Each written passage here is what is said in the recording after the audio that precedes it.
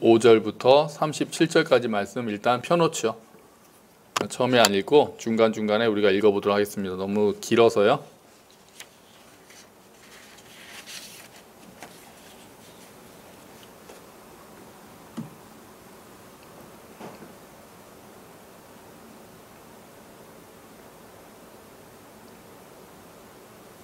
누가복음 10장 25절부터 37절까지 말씀이고요. 일단 딱 펼쳐두시기 바랍니다. 누가복음 10장 25절 신약 110페이지에 있습니다.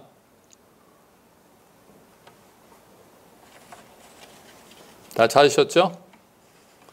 할렐루야. 할렐루야. 아멘. 아멘. 우리가 또 이렇게 뵙게 돼서 저는 또 다 못 뵙지만 또 이렇게 함께 예배 드릴 수 있다는 것만 해도 감사합니다. 아무도 안 계셔서 마스크를 벗었습니다. 금요일에도 마스크를 이제 벗었는데 오늘 주일에도 지난주에는 선교사님이 계셔가지고 제가 마스크를 쓰고 있었고요. 오늘부터는 이제 또 선교사님도 안 계시고 저희 가족만 있어서 마스크를 벗고 찬양하고 설교할 수 있어서 그 점은 조금 좋기는 합니다. 자, 오늘 우리가 볼 비유는 우리가 좀 요새 예수님의 비유에 대해서 보고 있잖아요. 오늘 설교 제목이 뭐냐 하면은 선한 사마리아인이거든요. 그러니까 선한 사마리아인의 비유죠. 우리가 너무나도 잘 알고 있는 비유고요. 교회를 다니지 않아도 이 선한 사마리아인의 비유는 많이들 알고 있습니다. 그래서 이웃 사랑을 어떻게 해야 되느냐, 그래서 아주 좋은 모델로 선한 사마리아인을 우리가 들기도 하죠. 그래서 우리나라뿐이 아니라 굿 사마리아인, 그 발음 잘 모르겠네요. 그래서 그 밖에서도 선한 사마리아인이래. 당신은 참 선한 사마리아인이군요. 그러면 굉장한 칭찬이죠. 우리나라에는 아예 선한 사마리아인 운동 본부가 있어요. 아예 단체가 있습니다. 물론 이제 기독교가 중심이 돼서 만든 단체인데요. 이 단체가 이제 하는 일은 응급 상황에 빠져 있는 사람들을 구조하는 거를 이제 그 단체의 목적으로 합니다. 그래서 응급 의료, 좀 약간 어려운 사람을 돕는 이 전체로보다는 아주 위험에 빠져 있는, 이제 그 선한 사마리아인의 비유에 나오는 사람이 막 얻어맞아가지고 쓰러져 있고 거의 죽게 다 되어 있는 그런 사람이 주인공으로 등장하잖아요. 그러니까 응급 상황에 빠져서, 그래서 이 단체에서 하는 일이 응급 구조 체계를 확립하는 일, 뭐는 정책을 만들고 그 정책을 제안하는 일을 하거나, 특히 아주 응급한 사람들에게 딱 들어가는 게 뭐죠? 뭘 해야 되죠? 심폐소생술을 교육하는 일을 열심히 합니다. 그래서 이 단체를 통해서 심폐소생술을 배우고 또 응급한 환자들을 또 어떻게 돌볼 수 있을 것인가, 어떻게 구할 수 있을 것인가, 이런 것들을 연구하고 또 봉사하고 그런 단체이기도 합니다. 자, 이 이야기는 사실 우리가 그 뒷부분에 결국은 이제 우리가 어떻게 이웃 사랑을 해야 되느냐에 대한 문제를 우리가 잘 생각하지만, 사실은 앞에 어떤 질문이 나왔느냐를 보면은 조금 다른 각도에서 볼 수 있는 바가 있습니다. 그래서 오늘은 그 각도도 한번 같이 생각해 보려고 하는 거고요. 한번 이제 우리가 35절부터 한번 읽어보도록, 25절부터죠. 25절부터 어떤 질문, 한 율법 교사가 나타나서 예수님과 대화를, 예수님께 처음에 질문을 하고 예수님이 대답을 하고, 이 오가는 과정에서 예수님이 내가 얘기 하나 들려줄까? 그러면서 예수님께서 이제 그 이야기를 만들어서 말씀하신 거거든요. 자, 그래서 우리가 한번 같이 보려고 하는데요. 어떤 율법 교사가 일어납니다. 아직은 성경 안 보셔도 됩니다. 어떤 율법 교사가 일어나서 예수님을 시험하려고 질문을 던졌다고 성경이 이야기합니다. 이 사건의 이제 시작이죠. 예수님을 시험하려고. 의도 자체가 좀 불순하죠. 예수님을 시험하려고, 이제 그러니까 자기가 정말 궁금해서 여쭤본다기보다는 자기는 어느 정도 알고 있다고 생각하고, 이 사람이 자기를 메시아라고 하는데, 선지자라고 하는데, 또는 하나님의 아들이라고 하는데 정말 말씀을 제대로 알고 있나? 이런 것들을 좀 시험하려고 하는 것 같아요. 그러니까 지금 율법학자들, 뭐 바리새인들, 이런 사람들은 예수님에 대해서 지금 어떤 마음을 가지고 있습니까? 좋습니까? 안 좋습니까? 안 좋죠. 이런 종교적인 기득권을 가지고 있는 사람들은 자기는 하나님 나라에 들어가는 게 확정돼 있고, 하나님 나라에 가깝고, 하나님 나라에 이제 들어가는 것들이 이제 당연하다, 그리고 아주 존귀한 자다, 나는 영생을 얻었다, 이런 생각들을 하고 있는 사람들이거든요. 그런데 예수님은 오셔가지고 오히려 자기들을 비판한다는 거죠. 정말 메시아가 온다면은 자기들이랑 가까워져야 된다고 생각하는 거예요. 정말 메시아라면은 하나님 나라를 가지고 온 사람이라면은 당연히 우리를 인정해주고 우리는 율법대로 살려고 노력하고 평생 율법을 연구하고 그 율법을 가르치는 사람들이거든요. 그러니까 당연히 율법을 엄격하게 지키는 사람일 거고 또 그 율법을 가르치는 사람일 거고 율법을 그렇게 지키고 있는 우리들을 인정하고 우리랑 함께 하나님 나라를 꿈꾸고 이루어가는 그런 사람이 올 거라고 생각을 하는데 자기가 하나님 나라를 가지고 왔다라고 하는 어떤 예수라는 청년이 나타나서는 자기들을 공격한다는 거죠. 뭐라고 공격합니까? 위선자들아, 회칠한 무덤이다 막 이러면서 공격을 하는 거예요. 그러니까 당연히 마음이 좋지가 않죠. 그래서 예수님에 대해서 아주 적대적인 감정을 가지고 있습니다. 그래서 시험 어떤 그 시기만 되면은 기회만 오면은 예수님에 대해서 꼬투리를 잡고 예수님을 어떻게 해서든지 말로 해서 예수님을 꼼짝 못하게 하려는 그런 의도를 가지고 예수님을 공격하는 거죠. 그래서 이 율법학자도 예수님을 시험하면서 아마 예수님이 어떻게 대답하시든 꼬투리를 잡으려고 그랬던 것 같아요. 그래서 어려운 질문을 던지는 거죠. 또는 나는 알고 있는데 너는 아냐? 약간 이런 식으로 사람들 앞에서 자기의 어떤 그 유식함을 과시하려는 그런 의도도 있었던 것 같습니다. 예수님께 이렇게 질문합니다. 25절 우리 같이 읽어볼까요? 어떤 율법교사가 일어나 예수를 시험하여 이르되 선생님 내가 무엇을 하여야 영생을 얻으리이까? 아멘. 자, 무엇을 하여야 영생을 얻겠습니까? 굉장히 중요한 질문이죠. 내가 무엇을 하여야 영생을 얻겠습니까? 이렇게 대답을 합니다. 그렇게 질문을 합니다. 근데 예수님의 특기가 질문에 질문으로 대답하시는 거예요. 아, 이건 좀 전공법이 아닌 것 같지만 예수님께서는 꼭 이렇게 되물으시거든요. 되물으셔가지고 점점 더 이렇게 질문을 하게 하시고 상대방이 대답하게 하셔서 오히려 그 위기를 오히려 상대방을 더 꼼짝 못하게 하시는 경우가 있는데 예수님께서 또다시 질문으로 대답을 하십니다. 26절입니다. 우리 같이 읽어볼까요? 예수께서 이르시되 율법에 무엇이라 기록되었으며 내가 어떻게 읽느냐? 자, 율법에는 뭐라고 되어 있느냐? 그리고 너는 그것을 어떻게 알고 있느냐? 율법교사에게 이렇게 물어봤죠. 그러니까 율법교사가 자기는 율법을 평생 연구했던 사람이잖아요. 그리고 율법에 대한 지식이 많은 사람이잖아요. 옳았구나. 예수님께 인정받고 거기에 사람들이 모여들어 있으니까 사람들한테서도 내가 인정받아야 되겠다. 내가 한번 나를 과시하겠다. 이런 마음으로 맨큼 대답을 합니다. 27절입니다. 대답하여 이르되 같이 읽죠. 내 마음을 다하며 목숨을 다하며 힘을 다하며 뜻을 다하여 주 너의 하나님을 사랑하고 또한 내 이웃을 내 자신같이 사랑하라 하였나이다. 아멘이죠? 아멘이죠? 정말 이 말씀은 신명기 6장 4절 5절에 있는 말씀하고 레위기 19장 18절에 있는 말씀을 이렇게 연결한 거거든요. 근데 이 말씀이 율법의 핵심인 게 맞습니다. 그러니까 율법교사가 제대로 알고 있었어요.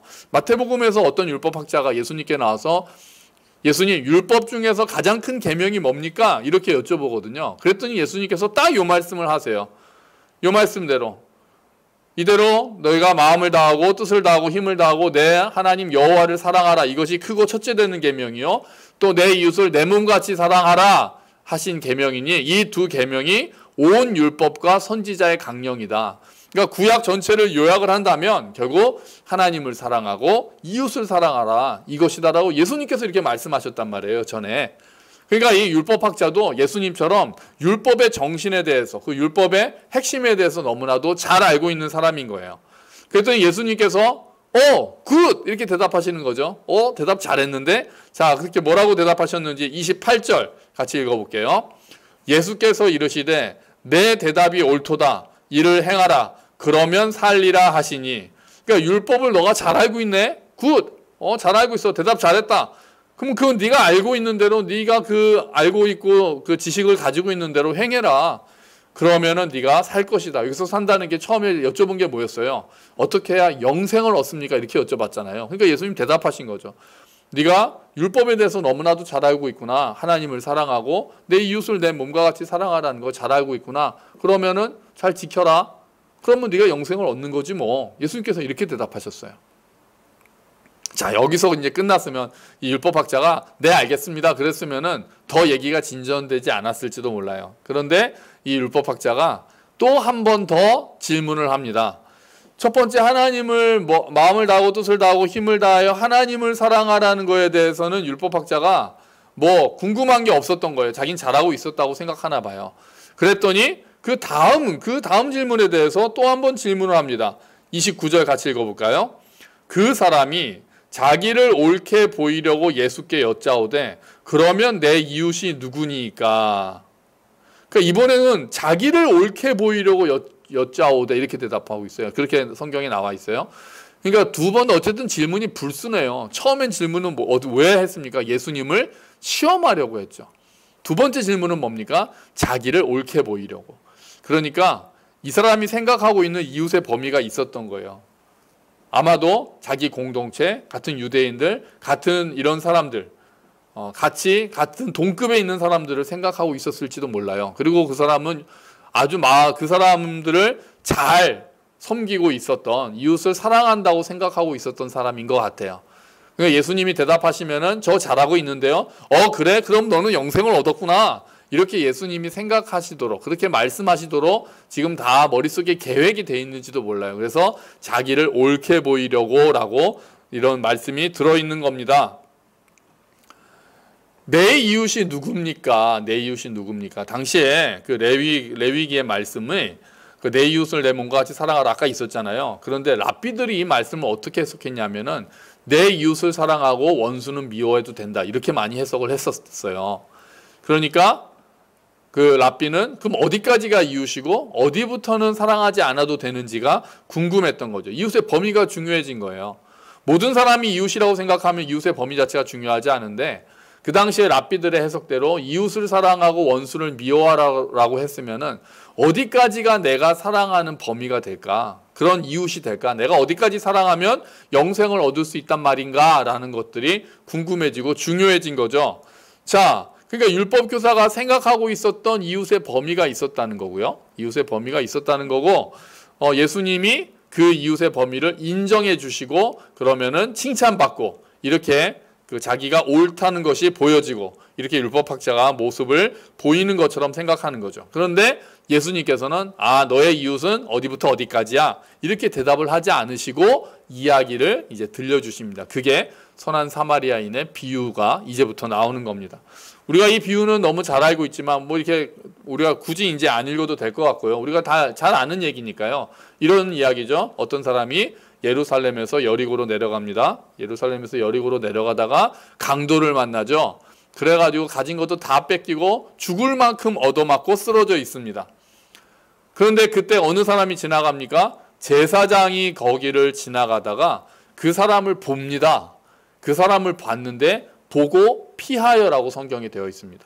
제사장이 그 사람을 보고 피해서 다른 길로 해서 갑니다. 막 거의 도망가다시피 했겠죠. 그 다음에는 레위 사람이 지나갑니다. 레위인이 지나가는데 또 그 사람이 보고 피하여. 성경은 똑같은 단어를 사용합니다. 보고 피하여 또 다른 길로 갑니다. 그런데 어떤 사마리아 사람이 등장하죠. 사마리아 사람은 그를 보고 불쌍히 여겨서, 아까 제사장이나 레위인은 보고 피했다고 하는데 사마리아 사람은 그를 보고 불쌍히 여겨서 가까이 다가가서 치료를 하고 기름과 포도주를 붓고 치료를 한 다음에 나귀에 태워서 여관으로 데리고 가서 여관에서 또 돌봐주고 다음날 여관 주인한테 돈을 주면서 이 사람을 돌봐달라. 그때 줬던 이제 2데나리온을 줬다고 하는데요. 이게 거의 한두 달 정도 머물 수 있는 그런 정도의 비용이었대요. 이제 그렇게 이야기를 하고 내가 돌아올 때 돈이 좀 모자라면은 돌아올 때 더 주겠다. 이렇게 말씀하시는 거죠. 엄청난 사람이죠. 자, 이 이야기를 듣고 이렇게 이야기를 이제 마치셨는데요. 이 이야기를 듣고 있는 율법 교사와 그 사람들의 우리가 반응을 생각해 보자고요. 이제 머릿속으로 그리지 않았겠어요? 예수님도 얼마나 얘기를 이렇게 찰지게 재밌게 잘하셨겠어요. 얘들아, 이러면서 이렇게 말씀하시지 않았겠어요? 그래서 막 강도를 만난 사람이 쓰러져 있었다. 그런데 제사장이 나타났어. 그럼 이 사람들은 제사장이니까, 제사장은 율법을 잘 알고 사람들을 돕는 일에 헌신되어 있는 사람이니까 제사장이 당연히 돕겠구나 이렇게 생각했겠죠. 그런데 그 제사장이 보고 피해서 도망갔어. 그런데 레위인이 나타났어. 그 레위 사람들은 성전에서 봉사하는 사람들이잖아요. 레위 사람이 나타났으면 그럼 이 레위 사람이라도 이 사람을 돕는다는 이야기겠구나. 그렇게 생각하고 있을 텐데 그 사람도 돕지 않고 보고 도망갔어. 이렇게 말씀을 하셨죠. 이 사람들이 막 속으로 에이 이제 그렇게 생각했을지도 몰라요. 그러면 왜 제사장과 레위인은 그 사람을 보고 피했을까요? 아직 강도가 근처에 있을까봐 두려웠을 수도 있겠죠. 그리고 어쩌면 그냥 귀찮은 일에 휘말리고 싶지 않아서 그랬을 수도 있습니다. 또 시체를 만지면 부정해질까봐 그랬을 수도 있습니다. 뭐 이거 이유 자체는 중요하지 않은데 어쨌든 그들은 마땅히 그들이 보여주어야 할 그 이스라엘 사람들의 어떤 지도적인 위치잖아요. 또 섬김의 자리에 있는 위치에 있는 사람들이 제사장이나 레위인이 그런 모습을 보여주지 않은, 그런 긍휼의 모습을 보여주지 않은 거죠. 그때 예수님이 갑자기 사마리아 사람이 이렇게 말씀하시는 거예요. 그리고 그 사마리아 사람이 강도 만난 사람을 막 돌보기 시작하는 거죠. 예수님을 그 이야기를 듣고 있었던 사람이 거기서 좀 이렇게 쇼크를 받았을 거예요. 충격을 받았을 거예요. 왜 하필이면 또 사마리아인이냐 그랬을지도 몰라요. 왜냐하면 유대인과 사마리아 사람들은 서로 완전히 경멸하는 그런 상황이었단 말이에요. 사마리아 사람들이 어떤 사람들입니까? 아주 옛날에 북이스라엘이 아수르에 의해서 멸망하고 아수르가 북이스라엘 사람들을 다 포로로 잡아간 다음에 이방인들을 그 땅에 살게 합니다.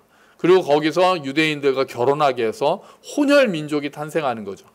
그래서 이 사람들이 다른 이방인들하고 결혼을 했으니까 혈통적으로도 이제 문제가 생기죠. 이스라엘 사람들은 혈통에 대해서 굉장히 자부심을 가지고 있잖아요. 그런데 거기에 대해서도 문제가 생기는데요. 또 더 심했던 거는 자기들이 섬기고 있었던 그 이방 종교의 관습을 가지고 와서 하나님을 경배하는 거랑 이게 섞어버립니다. 혼합 종교가 돼요. 그러니까 더 경멸의 대상이 되는 거죠. 아, 저 사람들은 이단이야. 우리식으로 말한다면은 사이비야, 사이비. 하나님을 믿는다고 자기들도 얘기하지만 그래서 그 사마리아 여인이 우물가에 있는 여인이 예수님한테 이렇게 질문하잖아요.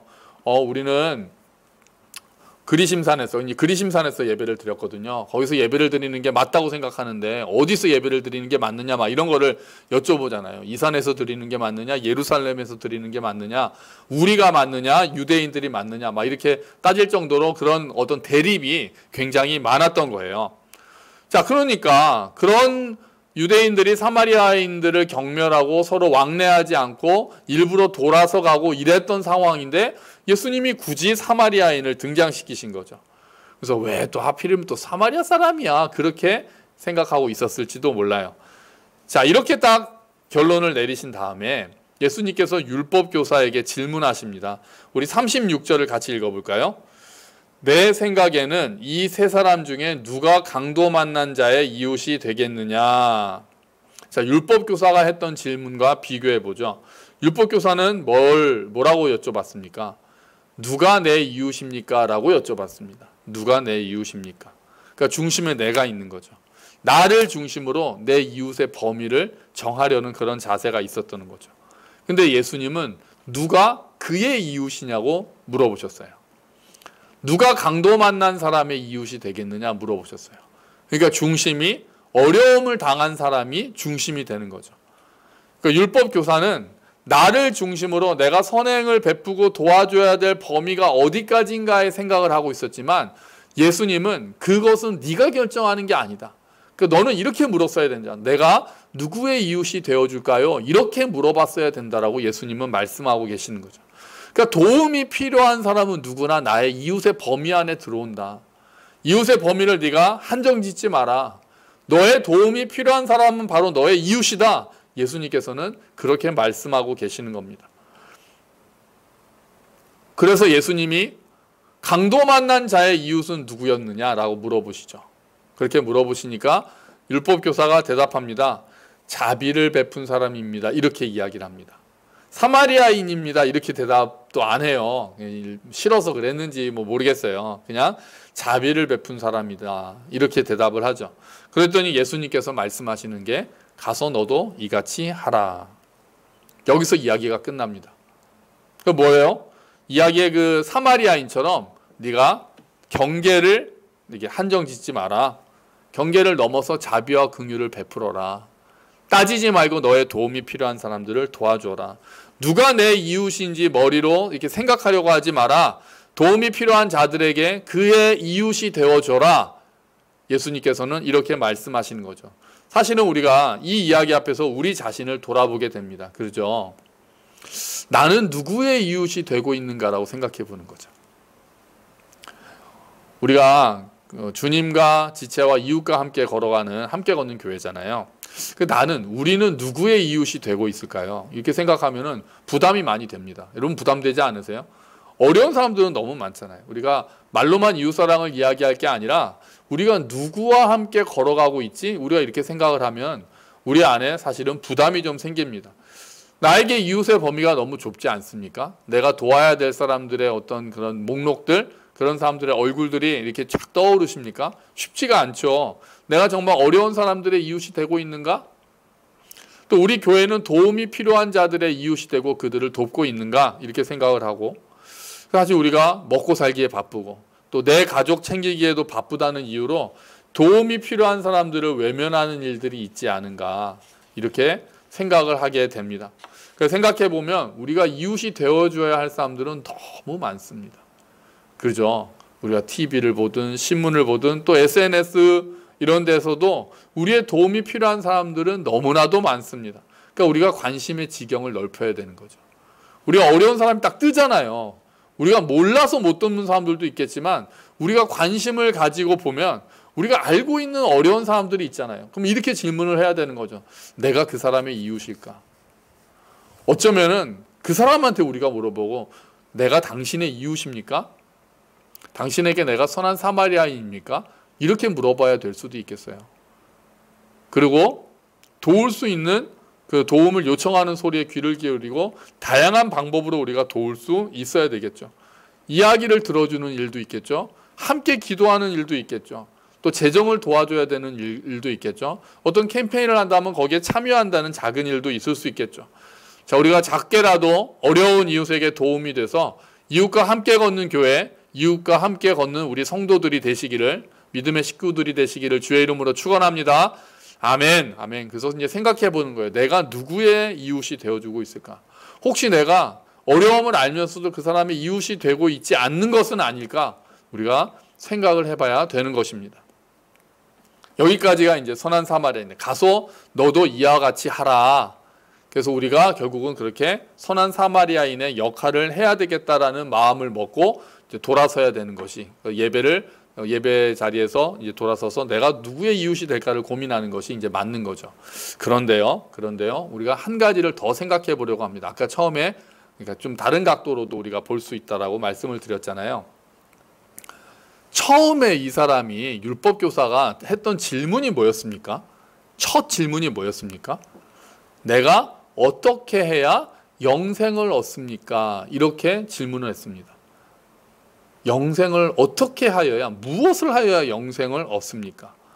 그러니까 그 사람은 율법을 지킴으로써 영생을 얻는다고 생각하고 자기는 그것들을 지키고 있다고 생각한 겁니다. 율법교사는 자기의 의를 가지고 있었던 사람인 거예요. 예수님께 이웃의 범위를 알고 그러면 나는 율법을 잘 지키고 있습니다라고 하면서 자기는 영생을 얻었다고 생각하는 그런 의를 가지고 있는, 스스로를 의롭다고 생각했던 사람인 거죠. 근데 예수님께서는 선한 사마리아인의 비유를 들어서 뭐라고 말씀하시는 거예요? 너가 율법을 잘 알고 율법을 잘 지키고 있다고 생각하느냐? 그 정도 율법이 그 정도를 원하는 게 아니다. 율법은 그러니까 율법 교사가, 또 사람들이 사마리아인이 그 유대인을 도와준 이야기를 들으면서 어떻게 저렇게까지 해, 이렇게 생각했을 거란 말이에요. 나도 사마리아인처럼 잘 도와서 나도 영생을 얻어야지, 이렇게 생각한 거는 오히려 약간 핀트가 안 맞는 거예요. 오히려 생각을 할 거는 어떻게 저렇게까지 한단 말이야. 야, 율법이 요구하는 게 이 정도였어? 라고 생각을 해야 된다는 거죠. 나는 율법을 지키는 게 아니었네. 율법을 우리가 정확하게 지키는 게 아니었네. 이렇게 생각을 할 수밖에 없다는 거죠. 율법교사가 정말 예수님의 그 의도를 알았다면, 예수님 율법이 그 정도 어려운 거였습니까? 그럼 저는 율법을 지키지 않는 사람이었네요. 라고 반응을 하는 것이 오히려 맞다는 거죠. 그러니까 예수님은 너가 율법을 잘 지키고 있어? 그래서 너는 영생을 얻었다고 자부하고 있어? 너는 의롭다고 생각하고 있어? 아니야. 율법의 기준이 그렇게 낮지가 않아. 율법은 너희가 온전하기를 원하는 거야. 그래서 율법을 지켜서는 영생을 얻을 수가 없는 거야. 너도 지금 율법을 지킨다고 착각하지만 그 율법으로 영생을 얻지 못하는 상태야 라고 말씀하시면서 극단적인 이야기를 만들어서 들려주신 거예요. 그러니까 율법교사는 이 이야기 앞에서 율법을 지키는, 내 힘으로는 영생을 얻는다는 게 안 되는구나를 우리가 깨달을 수 있어야 된다는 거죠. 하나님을 사랑하고 이웃을 사랑하라는 그 율법을 그럼 내가 잘 지켰다, 그것을 온전히 지켜서 영생을 얻을 수 있다라는 생각 자체가 너무나도 어렵다는 것을 깨달을 수 있어야 된다는 거예요. 예수님께서 마태복음에서 뭐라고 말씀하세요? 살인하지 말라고 했지만 형제를 미워하는 것도 살인하는 거랑 같다. 그러면 살인하지 말라는 율법을 우리가 지킬 수 있습니까? 우리가 평생 지킬 수 있습니까? 우리가 사람들을 미워하는 마음 없이 살 수가 있습니까? 안 되잖아요. 그러니까 우리가 율법을 지켜서 구원을 받는다는 게 안 된다는 거예요. 그러면 우리가 어떻게 영생을 얻습니까? 예수님께 도움을 요청해야 되는 거죠. 우리가 영생을 얻는 방법은 결국 율법을 지켜서 영생을 얻는 것이 아니라, 선행을 많이 함으로써 영생을 얻는 것이 아니라, 그 율법으로는 우리는 죄를 깨달을 뿐이고, 우리가 율법을 넘어서는 또 하나의 의, 예수님이 주시는 의를 우리가 받아야만 영생을 얻는다는 말씀이 이 사마리아인의 비유 안에 들어있다는 거예요. 성경에서 뭐라고 이야기합니까? 우리 또 화면에 보시면 우리가 어떻게 하면 영생을 얻는지 우리가 너무나도 잘 알고 있는 말씀, 요한복음 3장 16절 말씀이 있습니다. 같이 우리가 읽어볼게요. 하나님이 세상을 이처럼 사랑하사 독생자를 주셨으니 이는 그를 믿는 자마다 멸망하지 않고 영생을 얻게 하려 하심이라. 그 율법 교사가 했던 질문에 대한 대답이 요한복음에 있네요. 어떻게 하여야, 무엇을 하여야 영생을 얻습니까? 무엇을 하는 것이 아니라 나를 믿는, 하나님이 보내신 나를 믿는 자가 영생을 얻는다. 예수님께서는 여기서 대답을 하고 계시는 겁니다. 또 요한복음 하나 더 보면은요. 요한복음 10장 27절 28절 말씀입니다. 내 양은 나의 음성을 듣고 나도 내 양을 안다. 내 양은 나를 따른다. 나는 그들에게 영생을 준다. 누가 준다고요? 예수님께서 영생을 주신다는 거죠. 그들은 영원히 멸망하지 않을 것이며 아무도 그들을 내 손에서 빼앗을 수 없을 것이다. 아멘. 아멘. 우리는 그래서 어떻게 영생에 이르게 된 겁니까? 우리는 우리의 힘으로 영생에 이르게 된 것이 아닙니다. 율법을 주면서 이거 잘 지키면 영생을 얻을 수 있어? 네가 사마리아인처럼 선하게 살면 영생을 얻을 수 있어라고 만약에 누군가, 하나님께서 우리에게 이렇게 율법을 던져주셨으면 그 중에 우리 중에 누구도 그것을 다 지켜서 영생을 얻는 사람은 없을 것입니다. 그것을 통해서 나는 내 힘으로는 하나님의 구원을 받을 자격이 없구나를 깨닫는 거죠. 그래서 예수님의 도우심, 나를 위해서 모든 율법을 이루시고 내 죄를 대속하셔서 십자가에서 나 대신 죽으신 예수님을 믿는 믿음이 우리를 영생에 이르게 하는 것이고, 그렇게 하나님의 은혜로 믿음을 통해서 우리가 영생을 얻게 된 것입니다. 아멘. 아멘. 생각해보면 선한 사마리아인의 역할은 예수님께서 하셨습니다. 그죠? 우리 중에 사마리아인처럼 이렇게 선을 행할 수 있는 사람이 과연 몇 명이나 되겠습니까? 예수님께서 사마리아인보다 더 큰 모델을 보여주셨습니다. 우리가 강도 만난 사람들이었던 거죠. 우리 모두가 강도 만난 사람들이었던 거죠. 죄와 허물로 죽어서 하나님의 진노 아래에 있었던 사람들이었습니다. 그런데 선한 사마리아인 예수님께서 이 땅에 오셔서 우리를 돌보아 주셨고, 심지어 목숨을 우리를 위해서 내주셨습니다. 우리를 보고 불쌍히 여기셨고 우리를 위해 죽으셨고 우리는 나음을 입게 되었습니다. 그리고 영원한 생명을 선물로 받게 된 것입니다. 여러분, 우리를 구원하신 은혜를 찬양합시다. 아멘. 이 비유를 보고 나도 선한 사마리아인처럼 선을 아주 행하는 사람이 돼야 되겠다, 가서 이렇게 행해야 되겠다라는 그런 적용도 너무나도 좋습니다. 필요합니다. 하지만 그 전에 먼저 내가 믿음으로 예수님의 은혜로 영생을 얻게 된 것에 대해서 찬양하는 모습이 또한 이 비유를 본 우리가 가져야 되는 자세인 것입니다. 먼저 우리를 구원하신 예수님, 믿음을 통해서 하나님의 은혜로 우리를 구원해 주신 예수님을 찬양합시다. 그리고 먼저 은혜를 받은 우리가 이제 선한 사마리아인의 모습을 보여주신 예수님을 닮아서 그 사마리아인의 모습으로 이웃에게 사랑을 베풀기로 우리가 결심하는 겁니다. 여러분, 복음이 필요한 사람들이 많이 있습니다. 그리고 도움이 필요한 사람들이 많이 있습니다. 우리가 먼저 구원을 받은 자들이고 우리가 먼저 예수님으로부터 도움을 받은 자들입니다. 우리가 이제 그 사마리아인의 역할을, 작은 사마리아인이 돼서 우리의 도움이 필요하고 복음이 필요한 자들에게 복음을 전하고 도움을 베푸는, 우리가 이웃에 대해서 우리가 아까 처음에 본 것처럼 경계를 정하는 것이 아니라 누군가를 보고 내가 저 사람이 이웃이 되어주고 있는가, 되어줄 수 있는가를 생각하고 우리가 할 수 있는 그런 일들 가운데에서 어려운 사람들을 돕는 사마리아인의 역할을 하는 저와 여러분, 우리 교회가 되기를 주의 이름으로 축원합니다. 아멘. 우리 같이 기도하시겠습니다. 주님, 우리가 사마리아인처럼 우리가 선을 행해서는 주님께로 나아올 수 없지만 하나님의 은혜로 우리가 영생을 얻었으니 감사합니다. 이제 구원을 받은 자답게, 은혜를 받은 자답게 은혜를 나누어주는 삶이 되게 하여 주시옵소서. 우리 함께 기도하겠습니다.